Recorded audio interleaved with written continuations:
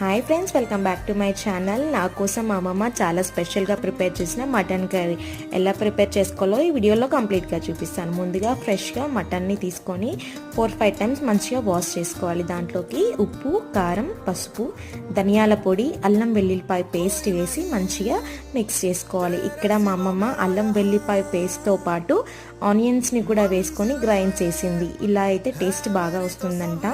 So ఒకసారి మీరు ఇలా ట్రై చేసి చూడండి. అలా హాఫ్ అన్ అవర్ పాటు నానబెట్టుకోవాలి.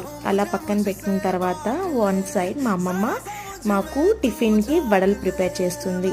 సో మేము ఇంకా టిఫిన్ చేసేలోపు మటన్ అనేది ఉప్పు కారం పట్టించాం కదా, అలా పట్టించి హాఫ్ అన్ అవర్ పాటు ఉంచితే టేస్ట్ అనేది చాలా బాగా వస్తుంది. తర్వాత ప్రాసెస్లోకి వెళ్తే స్టవ్ ఆన్ చేసుకొని వెడల్పు కడాయిలో ఉల్లిగడ్డల్ని మంచిగా స్మాల్ పీసెస్గా కట్ చేసుకొని మంచిగా రెడ్డిష్ కలర్ వచ్చేంత వరకు మనం ఫ్రై చేసుకోవాలి.